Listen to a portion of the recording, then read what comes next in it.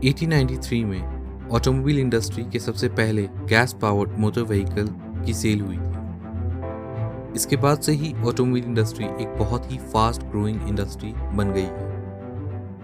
Automobile industry को एक बहुत ही इंपॉर्टेंट इकोनॉमिक सेक्टर भी माना जाता है। पर पिछले कुछ सालों से ऑटोमोबाइल इंडस्ट्री में हमें एक बहुत बड़ा बदलाव देखने को नज़र आ रहा है। धीरे धीरे बड़ी बड़ी automobile companies gas powered vehicle से इलेक्ट्रिकल पावर्ड व्हीकल्स में अपने प्रोडक्शन लाइनअप को चेंज कर रही है। तो क्या ऐसा माना जा सकता है कि इलेक्ट्रिकल पावर्ड व्हीकल्स ही ऑटोमोबाइल इंडस्ट्री का फ्यूचर है?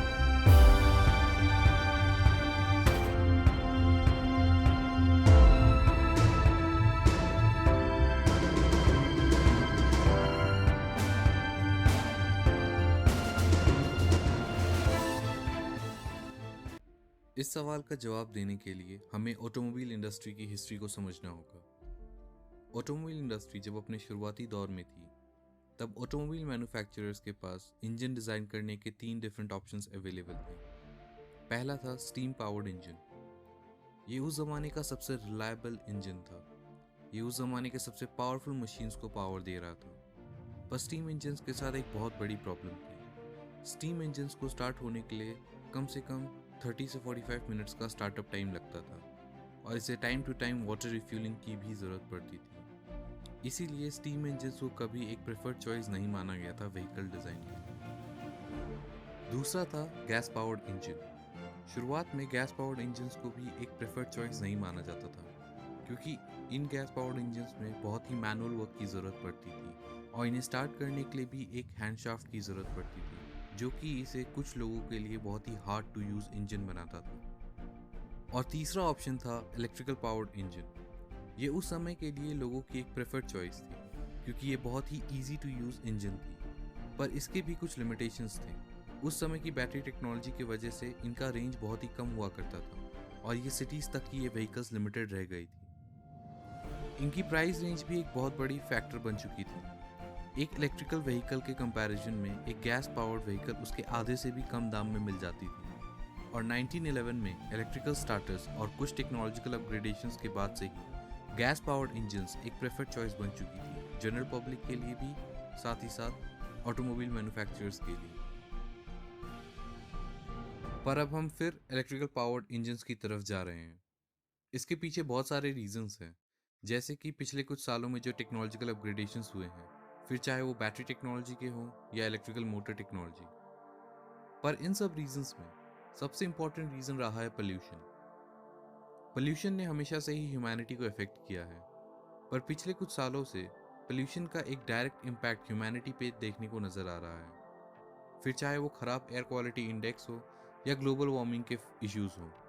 और एक्सपर्ट्स का तो ये भी मानना है कि अब हम एक पॉइंट ऑफ नो रिटर्न को पार कर चुके हैं, जिसके थ्रू अर्थ को वापस उस स्टेबल फॉर्म में लाना नेक्स्ट टू इम्पॉसिबल बन चुका है। तो क्या इलेक्ट्रिकल पावर्ड व्हीकल पोल्यूशन को काउंटर करने में ह्यूमैनिटी की हेल्प करेंगे? जहां एक गैस पावर्ड व्हीकल को पावर क्रिएट करने के लिए गैस को बर्न करना पड़ता है, जो इन टर्न पोल्यूशन क्रिएट करता है, वहीं एक इलेक्ट्रिकल व्हीकल के पास कोई टेल पाइप नहीं होता पोल्यूशन इमिट करने के लिए। पर ऐसा नहीं है कि इलेक्ट्रिकल व्हीकल्स पोल्यूशन क्रिएट नहीं करते।